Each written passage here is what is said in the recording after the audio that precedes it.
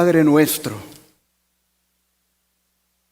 mientras los ángeles te adoran en el cielo, también aquí en la tierra tienes este pueblo que te adora y que te reconoce como el Dios viviente, el Dios que sustenta, el Dios que provee, el Dios que nos ha salvado.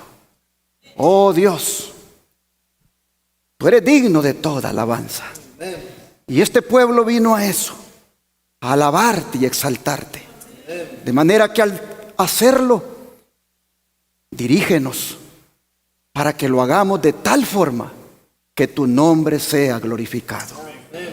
Padre, algunos fueron traídos aquí, otros vinieron por su propia voluntad, pero aún los que fueron traídos, que tengan hoy el privilegio de encontrarse contigo. Señor, te rogamos que todos los que estamos aquí tengamos ese deseo de escuchar tu voz, tengamos ese deseo de ser alimentados con la palabra y que tengamos la actitud correcta para que ese alimento sea efectivo. Oh Señor, pedimos esto en el nombre de Jesús. Amén. Este día quiero llamar su atención a la guerra más antigua del universo, conocida como la Guerra del Dragón.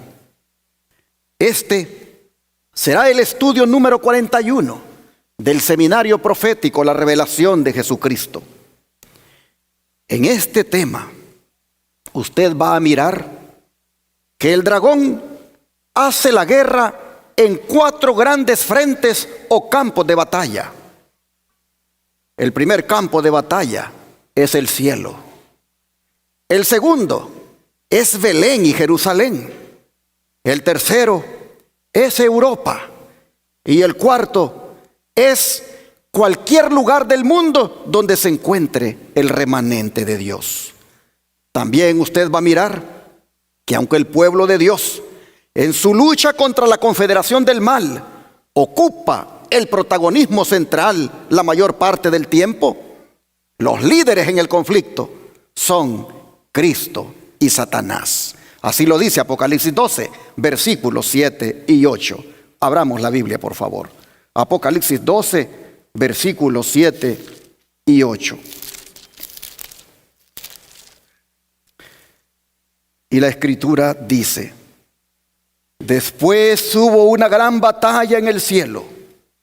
Miguel y sus ángeles luchaban contra el dragón, y luchaban el dragón y sus ángeles, pero no prevalecieron, ni se halló ya lugar para ellos en el cielo. Aquí nosotros vemos a Miguel y sus ángeles en batalla contra el dragón y sus ángeles. Miguel es el nombre con el cual se identifica a Cristo, y dragón es el nombre con el cual se identifica a Satanás. Pero, ¿por qué decimos que Miguel es Cristo? Porque este nombre en griego es Mijael y significa ¿quién semejante a Dios? Y el único que es semejante a Dios en este relato es Cristo. Es más, en el libro de Daniel es el comandante o jefe de los príncipes de los ángeles que pelean la batalla contra los príncipes de los reinos de Persia y de Grecia. Vamos a leerlo. Daniel 10, versículos 12 y 13.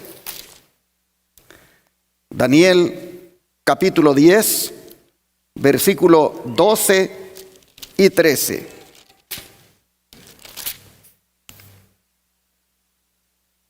Entonces me dijo: Daniel, no temas, porque desde el primer día que dispusiste tu corazón a entender y a humillarte en la presencia de tu Dios, fueron oídas tus palabras, y a causa de tus palabras yo he venido. Mas el príncipe del reino de Persia se me opuso durante 21 días, Pero he aquí Miguel, uno de los principales príncipes, vino para ayudarme y quedé allí con los reyes de Persia. Ahora vean los versículos 20 y 21. Él me dijo: ¿sabes por qué he venido a ti? Pues ahora tengo que volver para pelear contra el príncipe de Persia. Y al terminar con él, el príncipe de Grecia vendrá. Pero yo te declararé lo que está escrito en el libro de la verdad. Y ninguno me ayuda contra ellos, sino Miguel, vuestro príncipe. Aquí, hermanos y hermanas, Daniel nos da una vislumbre de la tremenda lucha entablada entre las fuerzas del bien y las del mal.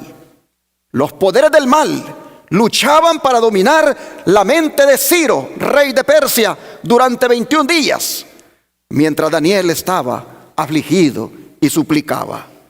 El don de profecía dice al respecto lo siguiente: mientras Satanás estaba procurando influir en las más altas potestades del reino de Medo-Persia para que miraran con desagrado al pueblo de Dios, había ángeles que obraban en favor de los desterrados. Amén, hermanos. Todo el cielo estaba interesado en la controversia. Por intermedio del profeta Daniel se nos permite vislumbrar algo de esta lucha poderosa entre las fuerzas del bien y las del mal. Durante 3 semanas, Gabriel luchó con las potestades de las tinieblas, procurando contrarrestar las influencias que obraban sobre el ánimo de Ciro. Y antes que terminara la contienda, ¿quién vino? Cristo mismo acudió en auxilio de Gabriel. Este declara: el príncipe del reino de Persia se puso contra mí 21 días.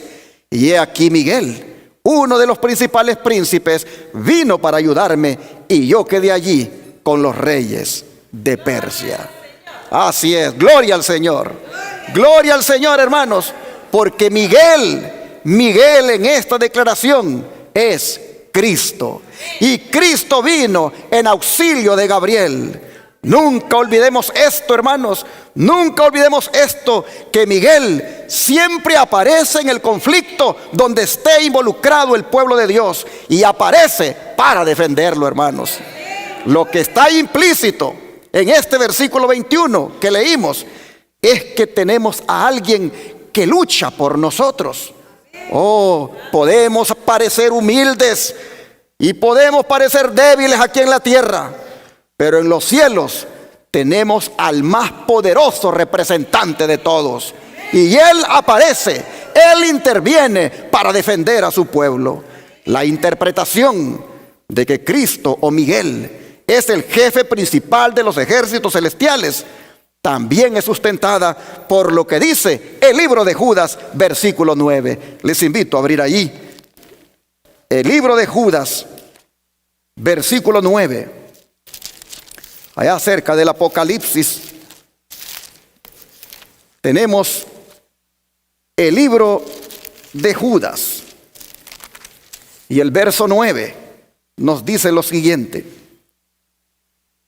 pero cuando el arcángel Miguel contendía con el diablo, disputando con él por el cuerpo de Moisés, no se atrevió a proferir juicio de maldición contra él, sino que dijo: el Señor te reprenda. El término arcángel en este texto, hermanos, en griego es arcángelos y significa jefe de los ángeles. ¿Y qué está haciendo aquí el jefe de los ángeles, el cual es Cristo? Está, dice, contendiendo. ¿Por qué? Por el cuerpo de Moisés. La Biblia dice que Moisés murió en un valle en la tierra de Moab, y que fue sepultado por el Señor allí, pero que nadie conoció su sepultura hasta hoy.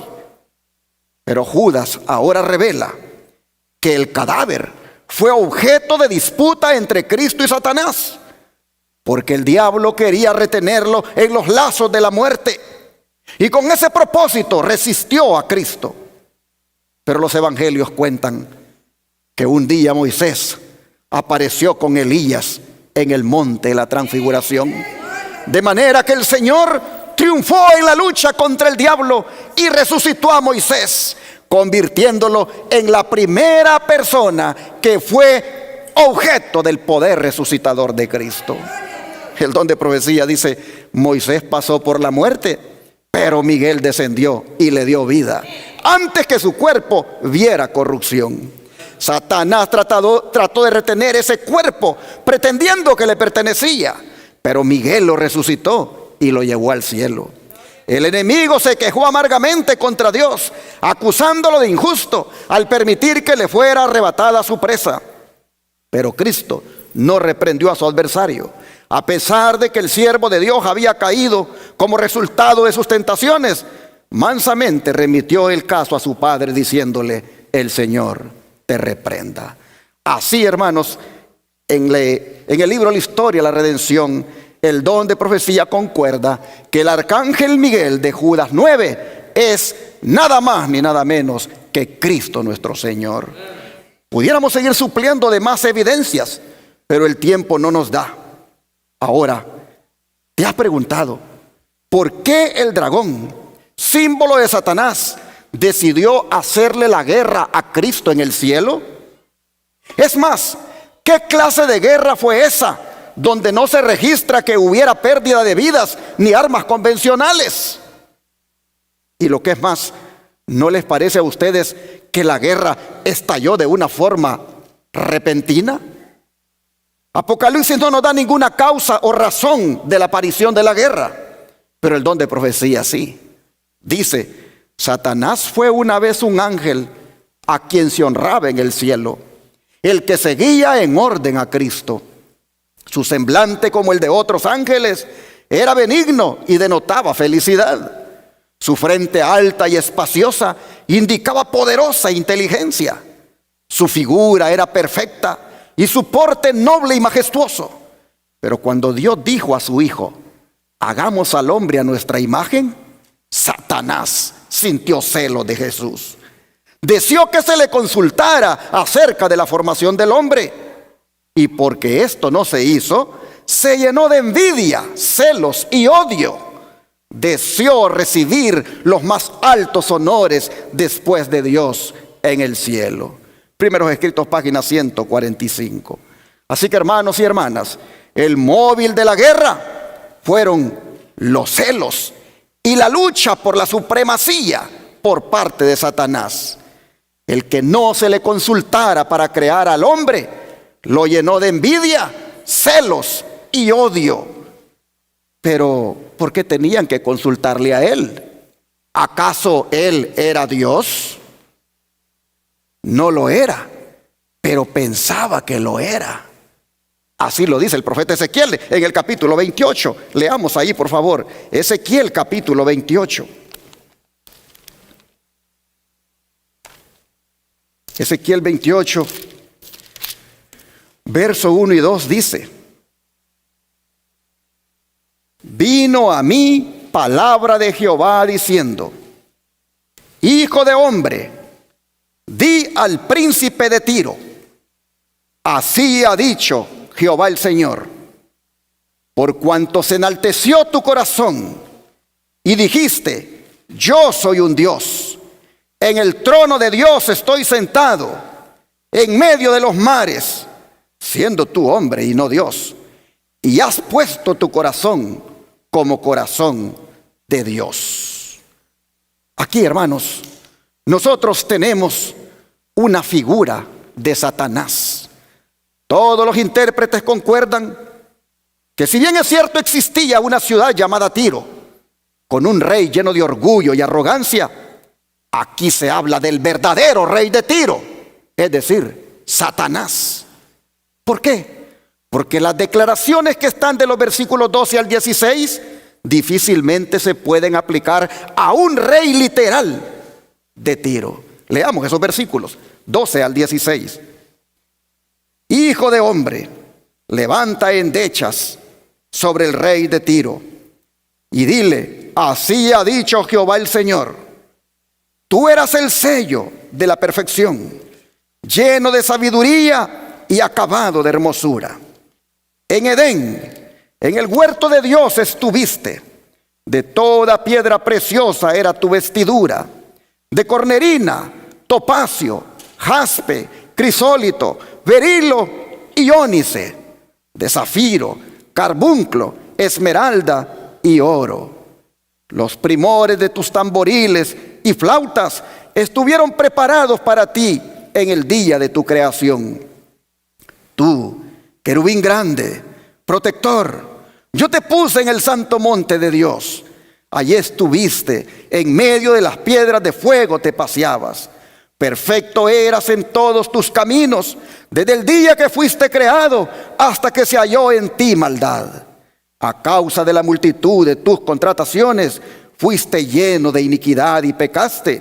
Por lo que yo te eché del monte de Dios y te arrojé de entre las piedras del fuego, oh querubín protector. Hermanos, pareciera que Ezequiel, mientras contemplaba en visión el carácter y las actividades del rey de Tiro, la inspiración hizo que se levantara el velo entre lo visible y lo invisible para permitir que el profeta viera al ser invisible pero poderoso a quien servía el rey de Tiro, es decir, al diablo. Por esto mismo es que al profeta Isaías también se le permitió que viera más allá del rey literal de Babilonia. Vamos a Isaías capítulo 14, versículo 4. Isaías capítulo 14, versículo 4.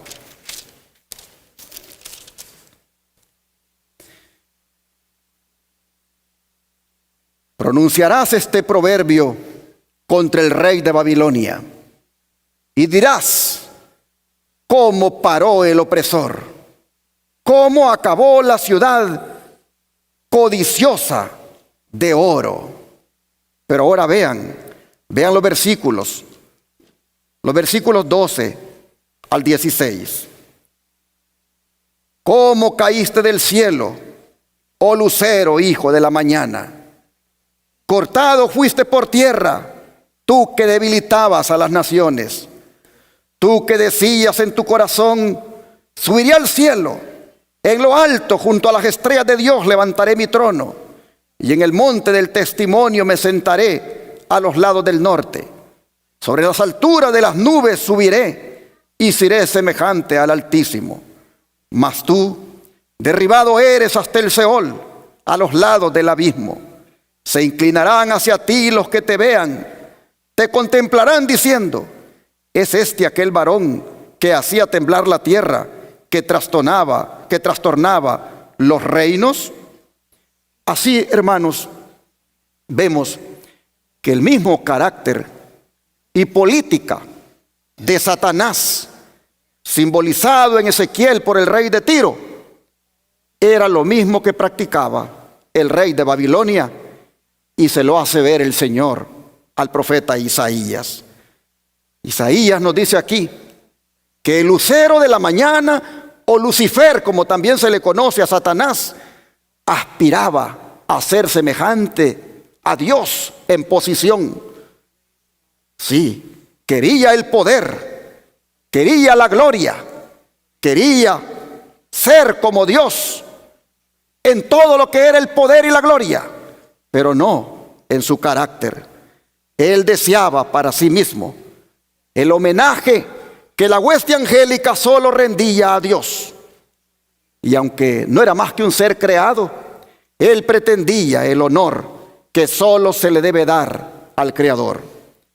En vez de procurar que Dios fuera supremo en el afecto de las huestes angélicas, buscó para sí mismo el primer lugar en el afecto de los ángeles. El don de profecía, comentando esto, dice: el pecado se originó en aquel que después de Cristo había sido el más honrado por Dios y que era el más exaltado en poder y en gloria entre los habitantes del cielo. Lucifer, el hijo de la mañana, era el principal de los querubines cubridores, santo e inmaculado. Estaba en la presencia del gran Creador y los incesantes rayos de gloria que envolvían al Dios eterno caían sobre él. Poco a poco Lucifer llegó a albergar el deseo de ensalzarse. Aunque toda su gloria procedía de Dios, este poderoso ángel llegó a considerarla como perteneciente a sí mismo. Descontento con el puesto que ocupaba, a pesar de ser el ángel que recibía más honores entre las huestes celestiales, se aventuró a codiciar el homenaje que solo debe darse al Creador. En vez de procurar el ensalzamiento de Dios como supremo en el afecto y la lealtad de todos los seres creados, trató de obtener para sí mismo el servicio y la lealtad de ellos. Y codiciando la gloria con que el Padre Infinito había investido a su Hijo, este príncipe de los ángeles aspiraba al poder que solo pertenecía a Cristo. Ahora la perfecta armonía del cielo estaba quebrantada. La disposición de Lucifer de servirse a sí mismo en vez de servir a su Creador despertó un sentimiento de honda aprensión cuando fue observada por quienes consideraban que la gloria de Dios debía ser suprema. Patriarcas y Profetas, página 13 a la 14.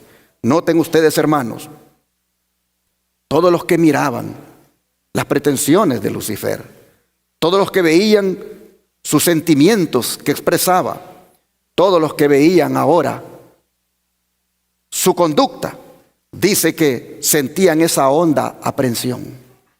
Les daba mucha pena, mucho temor de que hubiera uno entre ellos que estuviera considerando que la gloria de Dios se la dieran a él. Entonces, hermanos, comenzó la guerra en el cielo. Pero no fue una guerra física, no fue una guerra con espadas, sino una guerra intelectual. Pues vean lo que hizo. Sigue diciendo el don de profecía. Él, Satanás, obtuvo simpatía de algunos de sus asociados al sugerir pensamientos de crítica tocante al gobierno de Dios. Esta mala semilla fue diseminada en manera muy seductora, y después que hubo dado fruto y se arraigó en la mente de muchos, él reunió las ideas que él mismo había implantado en las mentes de muchos y las trajo delante de la más alta orden de ángeles como los pensamientos de otras mentes contra el gobierno de Dios. Fue así como, mediante métodos ingeniosos de su propio diseño, Lucifer introdujo rebelión en el cielo. La influencia de la mente sobre la mente, un poder tan fuerte para el bien cuando está santificado, es igualmente fuerte para el mal en las manos de los que se oponen a Dios. Satanás usó este poder en su obra de inculcar el mal en las mentes de los ángeles, dando la apariencia de buscar el bien del universo. Como querubín ungido, Lucifer había sido altamente exaltado. Fue muy amado por los seres celestiales y su influencia sobre ellos fue fuerte. Muchos de ellos escucharon sus sugerencias y creyeron sus palabras. Así está escrito en Mente, Carácter y Personalidad, página 23. De manera, hermanos y hermanas, que así formó el enemigo su ejército para la guerra. No física, sino intelectual. Usando, dice, la influencia de la mente sobre la mente. Por eso, hermanos, debemos tener cuidado con nuestra mente, porque Él es experto en eso. Él vigila la mente descuidada y cuando mira que no está vigilada, se posesiona de ella y la controla. Nuestra única seguridad consiste en no darle lugar al mal. Hermanos y hermanas, si controló la mente de los ángeles que no usaban redes sociales ni celulares, ¿cuánto más puede controlar la mente de nosotros que sí usamos redes sociales y celulares? Cuidado con la mente, cuidado con lo que ponemos en la mente, ya sea oyendo, mirando o leyendo. Cuidado con la mente. ¿Y qué arma usó el enemigo en la guerra?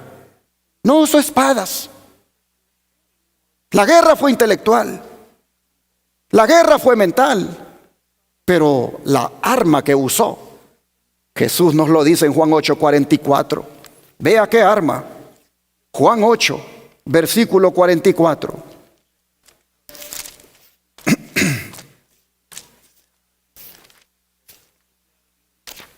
Juan 8, verso 24, dice de la siguiente manera. 8:44. Dijo Jesús: vosotros sois de vuestro padre el diablo, y los deseos de vuestro padre queréis hacer. Él ha sido homicida desde el principio, y no ha permanecido en la verdad, porque no hay verdad en él. Cuando habla mentira, de suyo habla, porque es mentiroso y padre de mentira. Con esto, Jesús nos dice que la carrera de mentiras de Satanás comenzó en el cielo, donde tergiversó el carácter de Dios y los propósitos de Dios ante los ángeles. Y luego, más tarde, con insinuaciones y mentiras, en el huerto del Edén, provocó la caída de nuestros primeros padres también. Por eso, no creamos la mentira del diablo. No creamos la mentira cuando nos viene a decir: tu esposa no te quiere, tu esposo no te quiere, sería bueno que te fijes en alguien más. No creas esa mentira del diablo. Tampoco creas la mentira del diablo cuando te dice: mis padres no me quieren, ellos me regañan y demasiado me regañan, y es porque no me quieren. No creas esa mentira del diablo. Lo único que él quiere es que tú sientas algo contra tu papá y tu mamá. Eso mismo hizo en el cielo. Utilizó la mentira, el arma más poderosa con la cual podía enajenar las mentes de los ángeles. El don de profecía dice: Satanás podía hacer uso de armas de las cuales Dios no podía valerse, es decir, la lisonja y el engaño. Satanás había tratado de falsificar la palabra de Dios y había representado de un modo falso su plan de gobierno ante los ángeles, sosteniendo que Dios no era justo al imponer leyes y reglas a los habitantes del cielo, y que al exigir de sus criaturas sumisión y obediencia, solo estaba buscando su propia gloria. Así el conflicto de los siglos, página 552, nos dice cuáles fueron sus armas: la lisonja y el engaño. Cuidado con esas dos armas, que todavía las usa y utiliza incluso a seres humanos como instrumentos para que con esa lisonja y engaño pueda entrampar a muchos y puedan ponerse del lado de su bando. Esas son las armas del enemigo. Sigue diciendo: Satanás empezó su obra de rebelión con los ángeles bajo su mando, procurando difundir entre ellos el espíritu de descontento. Y trabajó en manera tan sutil que muchos de los ángeles fueron ganados a su lado antes que sus propósitos fueran plenamente conocidos. Aún los ángeles leales no podían plenamente discernir su carácter, ni ver hacia dónde llegaría su obra. Cuando Satanás había triunfado en ganar a muchos ángeles a su lado, él llevó su causa a Dios, representando que era el deseo de los ángeles que él ocupara la posición sostenida por Cristo.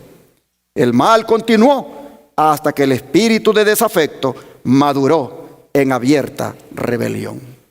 Río Herald 1:28 de 1909. De manera, hermanos y hermanas, que ante esto a Miguel, o sea, Cristo, no le quedó más que junto con sus ángeles leales lucharan contra el dragón y sus ángeles. ¿Pero de qué manera lo hicieron? ¿Con espadas? Claro que no. Vean esta otra declaración. Reunidos en concilio celestial, los ángeles rogaron a Lucifer que desistiera de su intento. El Hijo de Dios presentó ante él la grandeza, la bondad y la justicia del Creador, y también la naturaleza sagrada e inmutable de su ley. Dios mismo había establecido el orden del cielo. Y al separarse de él, Lucifer deshonraría a su creador y acarrearía la ruina sobre sí mismo. Pero la amonestación hecha con misericordia y amor infinitos solamente despertó un espíritu de resistencia. Lucifer permitió que su envidia hacia Cristo prevaleciera y se afirmó más en su rebelión. Todo el cielo parecía estar en conmoción. Los ángeles fueron reunidos en compañías, teniendo cada división a su cabeza un ángel superior que la comandaba. Satanás, deseoso de exaltarse, no queriendo someterse a la autoridad de Jesús, sembraba insinuaciones contra el gobierno de Dios. Algunos de los ángeles simpatizaban con Satanás en su rebelión, y otros contendían esforzadamente por el honor y la sabiduría de Dios al dar autoridad a su Hijo. Hubo contienda entre los ángeles. Satanás y los que simpatizaban con él luchaban por reformar el gobierno de Dios. Querían escudriñar su insondable sabiduría y averiguar cuál era su propósito al ensalzar a Jesús y dotarle de tan ilimitado poder y comando. Se rebelaron contra la autoridad del Hijo. Toda la hueste celestial fue convocada para que compareciera ante el Padre a fin de que se decidiera cada caso. Se determinó allí que Satanás fuera expulsado del cielo, con todos los ángeles que se le habían unido en la rebelión. Hubo entonces guerra en el cielo. Los ángeles se desempeñaron en batalla. Satanás quiso vencer al Hijo de Dios y a aquellos que se sometían a su voluntad. Pero prevalecieron los ángeles buenos y fieles, y Satanás con sus secuaces fue expulsado del cielo. Por eso dice el versículo 9 del capítulo 12 de Apocalipsis lo siguiente. Apocalipsis nuevamente aquí 12 y versículo 9.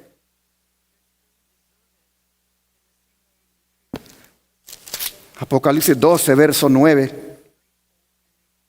Y fue lanzado fuera el gran dragón, la serpiente antigua que se llama Diablo y Satanás, el cual engaña al mundo entero. Fue arrojado a la tierra y sus ángeles fueron arrojados con él. Hermanos, me gusta este versículo. Me gusta porque en 3 ocasiones se nos dice que Satanás fue echado del cielo. Dice, fue lanzado fuera, fue arrojado a la tierra y sus ángeles fueron arrojados con él. ¿Sabes cuál es el mensaje que nos da esto? El mensaje que nos da es que el dragón ha sido derrotado. El dragón es un enemigo vencido. Pero su odio hacia Jesús fue tan grande que cuando él vino a este mundo para salvar a la raza humana, le declaró la guerra tan pronto como nació, haciendo de Belén y Jerusalén su segundo campo de batalla. Pero también allí lo venció Jesús. Con su muerte en la cruz, Jesús lo derrotó. Unos días antes de que eso ocurriera, vean lo que dijo Jesús en el Evangelio de Juan capítulo 12, versículo 31. Juan 12, verso 31.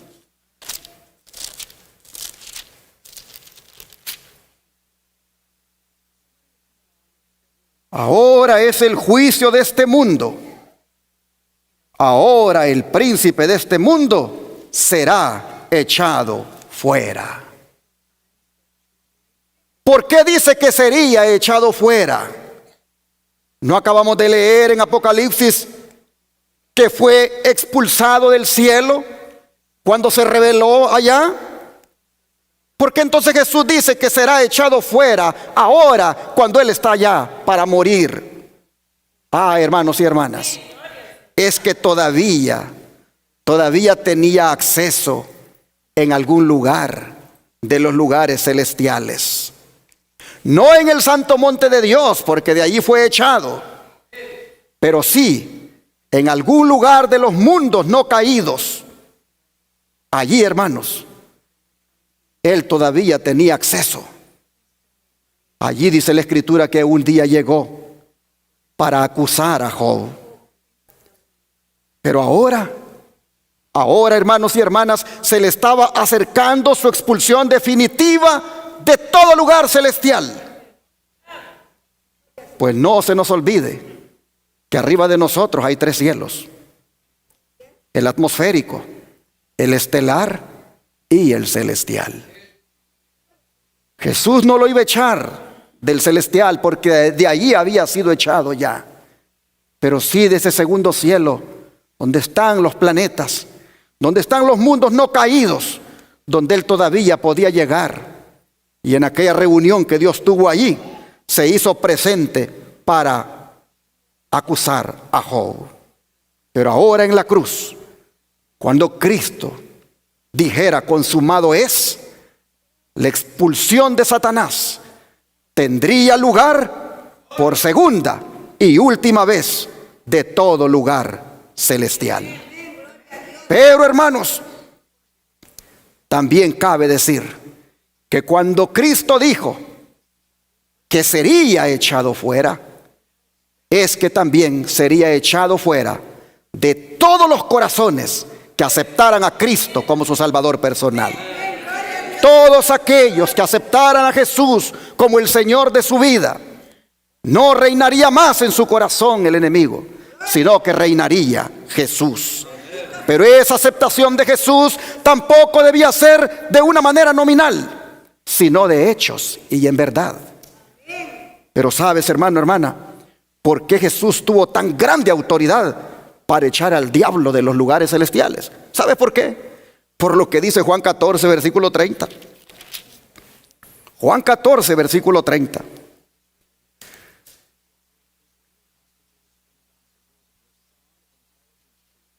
No hablaré ya mucho con vosotros, porque viene el príncipe de este mundo y él nada tiene en mí. Oh, hermanos, lo que está diciendo el Señor aquí es: el diablo no tiene poder sobre mí. Lo que está diciendo Él es: el diablo no tiene control ni dominio sobre mí. No hay nada en mi vida que Él pueda reclamar como suyo. ¿Podemos decir nosotros lo mismo? ¿Podemos, sí o no? Sí podemos, en la medida en que le entreguemos nuestro corazón diariamente a Cristo. Hermanos y hermanas, nada tiene en mí. No hay nada en mi vida que Él pueda reclamar como suyo.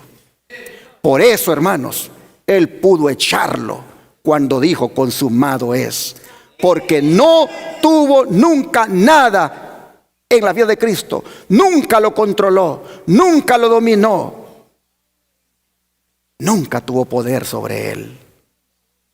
Y es allí, hermanos, donde nosotros debemos orar a Dios, para que de la misma manera podamos resistir al enemigo. Debemos hacer una determinación como la de Jesús, de que el diablo no tenga nada en nosotros, que no tenga control sobre nosotros, que no tenga poder sobre nosotros, que no tenga dominio sobre nosotros, que no haya nada en nosotros que Él pueda reclamar como suyo. Y aquí es donde quizás debemos ser un poco más explícitos. Deberíamos proponernos que el diablo no tenga nada en nuestros ojos que Él pueda reclamar como suyo. Que no haya pornografía, que no haya videojuegos que me roban el tiempo para estar con Cristo, y que no haya pintura en ellos, que es idolatría. Que no haya nada en mis ojos que el diablo pueda reclamar como suyo. Que no haya lujuria. Oh, hermanos y hermanas, que no haya nada en nuestros oídos que Él pueda reclamar como suyo. Con la música mundana a la cual podamos darle cabida poniéndole atención. Que no haya nada en nuestra mente, en nuestro cerebro, que Él pueda reclamar como suyo. En el aspecto de malos pensamientos, que podamos darle cabida allí. Que no haya nada en nuestras manos que Él pueda reclamar como suyo por las cosas que hacemos y que son desagradables delante de Dios, o como que tal vez estén llenas de pintura, como lo hacen los idólatras. Que no haya nada en nuestro cuerpo que Él pueda reclamar como suyo por la manera de vestir, que es bastante parecida a la de aquellos que no profesan piedad.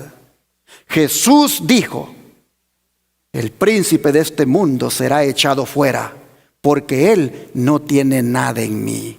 Yo lo he echado de mi vida, yo lo he echado de todo mi ser, y por esto en la cruz lo voy a echar fuera, aún de los lugares celestiales que todavía él frecuenta. Oh, hermanos y hermanas, propongámonos nosotros como Jesús, que el diablo no tenga nada en nosotros. Es decir, echémoslo de nosotros, echémoslo de nuestra mirada, echémoslo de nuestro oído, echémoslo de nuestra boca, de nuestra mente, de nuestro ser, echémoslo de nosotros, hermanos. Jesús echó al diablo del cielo, pero también quiere que lo echemos de nuestros corazones. Es necesario que lo entendamos, oh hermanos, pero no deja de ser relevante el grito de triunfo en el cielo cuando el diablo fue echado por segunda vez. Volvamos a Apocalipsis 12, versículos 10 y 11. Apocalipsis 12, versículos 10 y 11.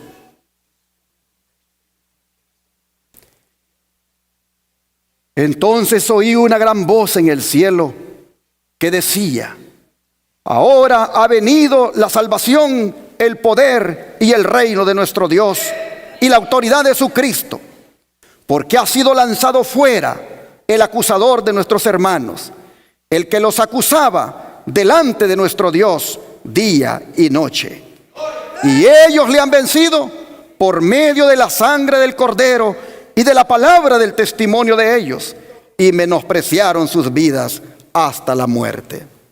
Hermanos y hermanas, los ángeles celebran que la salvación ha sido provista, que la paga del pecado ha sido pagada y que Satanás ha sido echado fuera.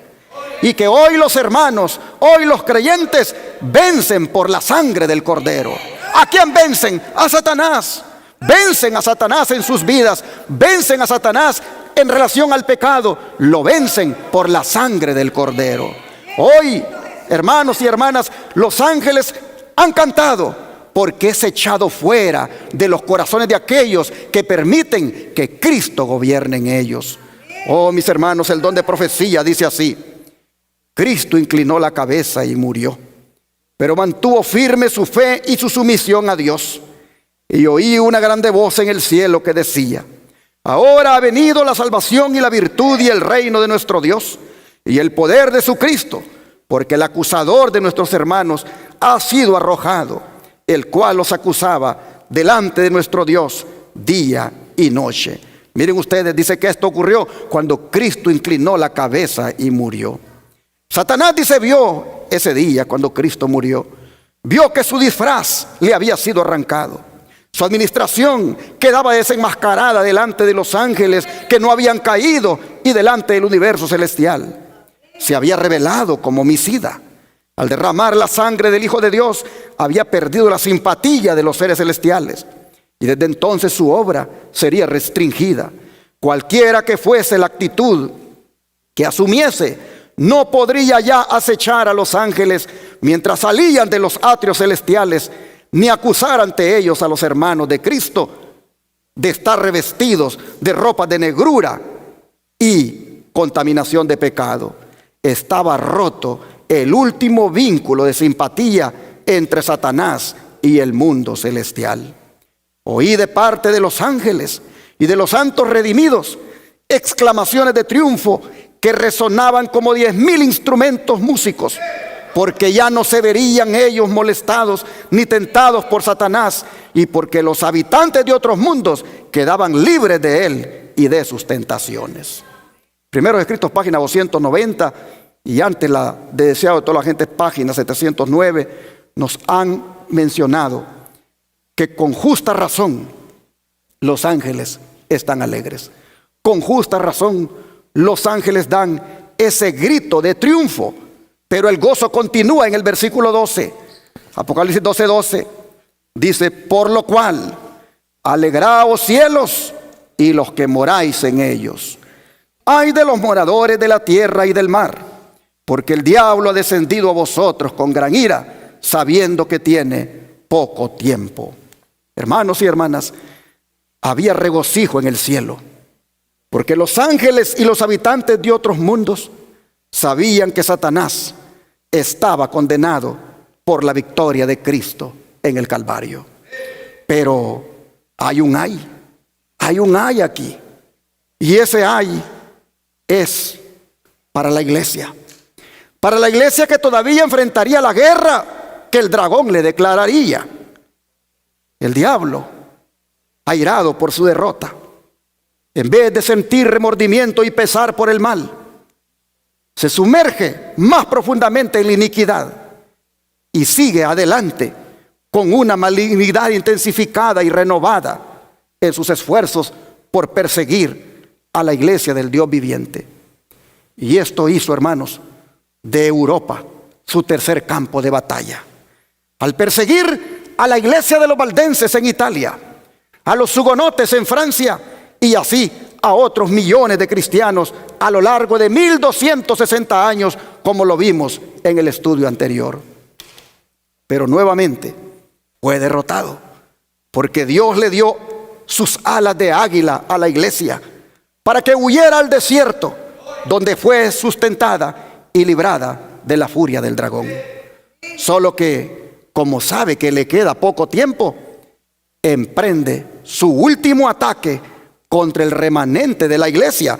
Pues vean el versículo 17 lo que dice ahora: entonces el dragón se llenó de ira contra la mujer y se fue a hacer guerra contra el resto de la descendencia de ella, los que guardan los mandamientos de Dios y tienen el testimonio de Jesucristo.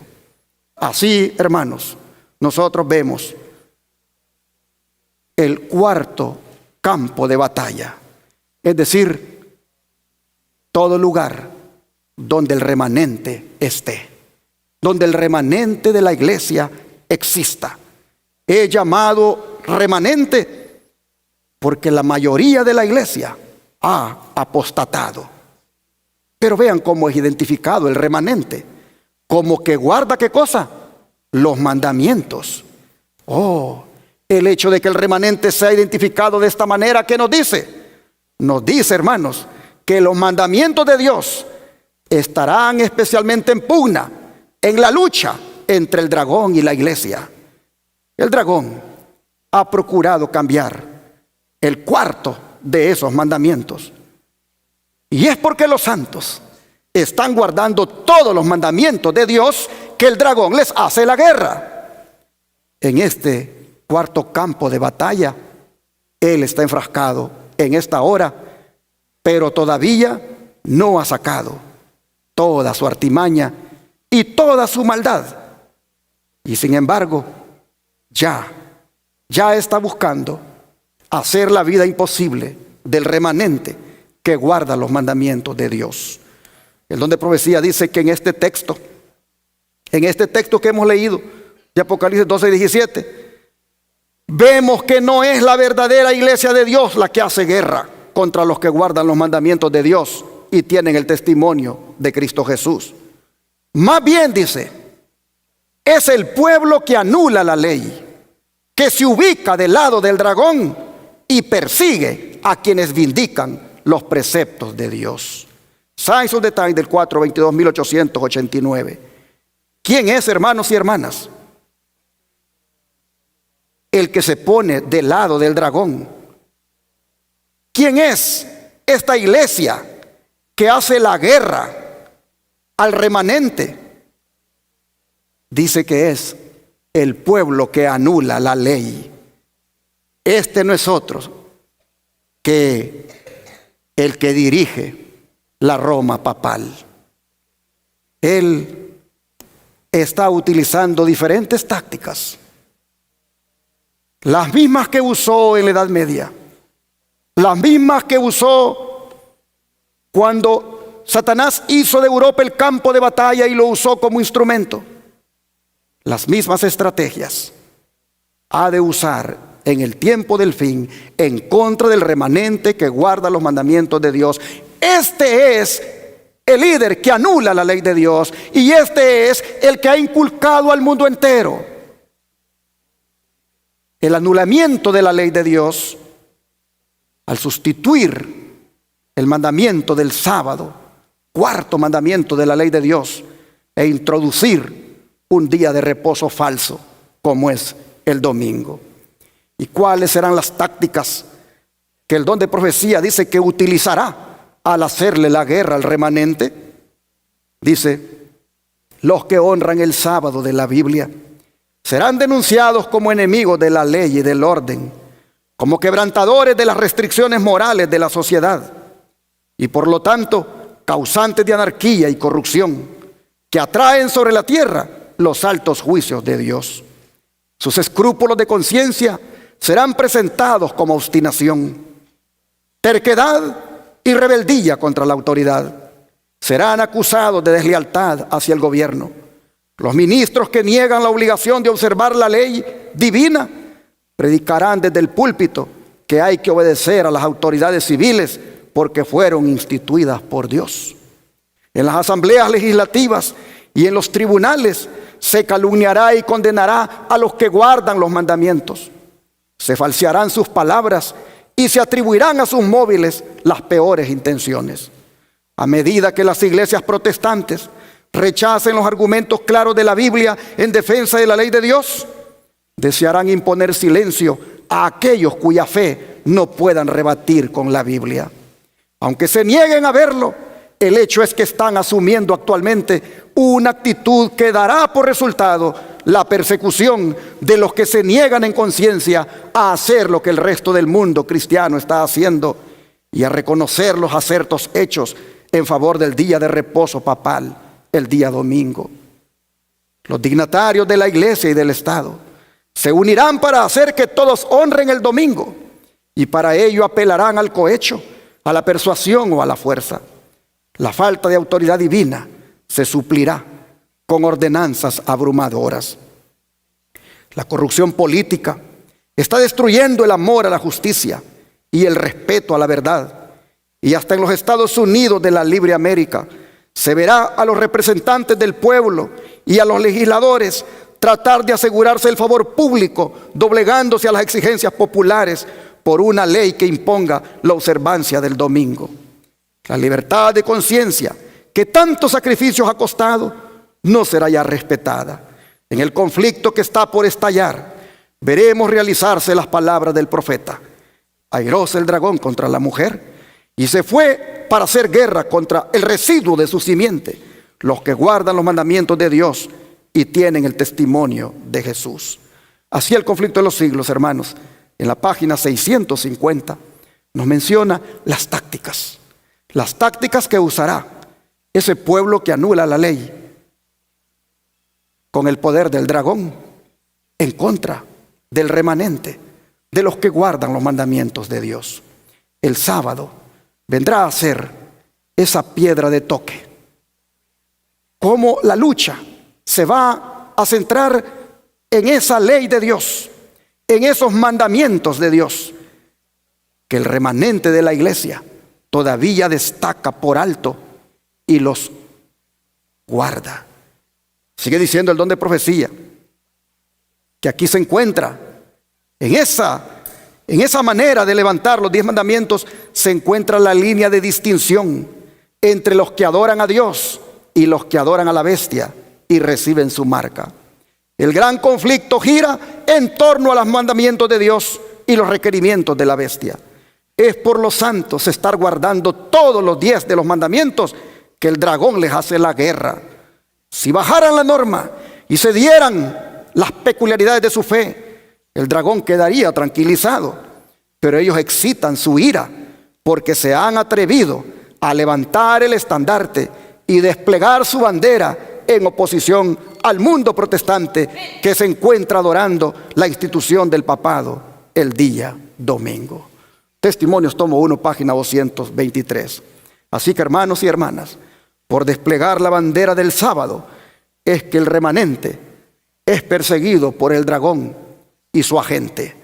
Esta bandera se encuentra en el mensaje de los 3 ángeles, la bandera del día de reposo, la bandera del sello de Dios, la bandera del sábado, la bandera, hermanos, de la santa ley de Dios. Está en ese mensaje angélico que se predica. Esta bandera, hermanos y hermanas, es la que el dragón quiere derribar. Y mientras sean dados al mundo estos mensajes, el dragón la emprenderá contra los heraldos de dicho mensaje. Hace un momento leímos que el dragón sabe que le queda poco tiempo y está acelerando sus movimientos para que todo esté servido y atacar al remanente. Recién en la COP28 que acaba de terminar, todos los líderes mundiales se alinearon con la agenda papal. Todos acordaron que los combustibles fósiles se deben eliminar. Pero antes, todos han oído que deben proceder a una conversión. No a una conversión a Cristo y su ley, sino a una conversión ecológica, en la cual va incluido que se guarde el domingo como un día en el cual la naturaleza sea restaurada. Si todos se convierten a esa conversión ecológica, valga la redundancia, por lo menos cada domingo la naturaleza no será contaminada. Oh, hermanos y hermanas, nosotros miramos que los movimientos y la agenda va alineándose para emprender la guerra contra el remanente. El dragón hará la guerra, hemos leído, contra los que guardan los mandamientos de Dios y tienen el testimonio de Jesucristo. Pero ¿saben qué? La Biblia nos dice que otra vez el dragón va a ser derrotado. ¿Por qué? Porque Daniel capítulo 12, verso 1 nos dice lo siguiente. Daniel 12, verso 1. Daniel 12, verso 1. Dice así la palabra: en aquel tiempo se levantará, ¿quién, hermanos? Miguel, el gran príncipe que está de parte de los hijos de tu pueblo. Y será tiempo de angustia, cual nunca fue desde que hubo gente hasta entonces. Pero en aquel tiempo será libertado tu pueblo, todos los que se hallen escritos en el libro. Así la Escritura nos dice cómo será el resultado de esta guerra. El resultado es que el pueblo de Dios será libertado por Miguel. ¿Cuándo lo hará? Dice que lo hará en aquel tiempo. ¿Cuál tiempo? Sin duda, el tiempo cuando el rey del norte esté haciendo de las suyas, como dice en el verso 45 del capítulo 11. Miren ustedes, Daniel 11:45. Dice: y plantará las tiendas de su palacio entre los mares y el monte glorioso y santo, mas llegará a su fin y no tendrá quien le ayude. Esto es dicho, hermanos, en referencia al rey del norte, símbolo de ese poder papal, símbolo de esa Roma papal. Cuando este poder, dice, esté haciendo de las suyas, plantando las tiendas de su palacio entre los mares y el monte glorioso y santo, llegará a su fin y no tendrá quien le ayude. ¿Por qué? Porque Miguel vendrá. En ese tiempo Miguel vendrá, o sea, Cristo vendrá y lo derrotará. En ese tiempo Miguel, el gran príncipe, Miguel, el jefe de los ángeles, Miguel, el comandante de los ejércitos celestiales, o sea, Cristo, vendrá para libertar a su pueblo. Solo un requisito debemos tener, y es que nuestros nombres todavía se conserven en el libro de la vida. Porque los que adoren a la bestia y a su imagen, esos serán los que sus nombres no estarán escritos en el libro de la vida. Apocalipsis 13 dice que los que le adoran a esa bestia son los que no tienen escrito su nombre en el libro de la vida. De manera, hermanos y hermanas, que la liberación será para los que sí tengan su nombre en el libro de la vida. Oh, hermanos y hermanas, es mi deseo que mientras esa guerra del dragón se vaya intensificando, todos aquí tengamos nuestros nombres en el libro de la vida, para que Miguel venga y nos levante, para que Miguel venga y nos libere. Que así sea, es mi deseo y oración.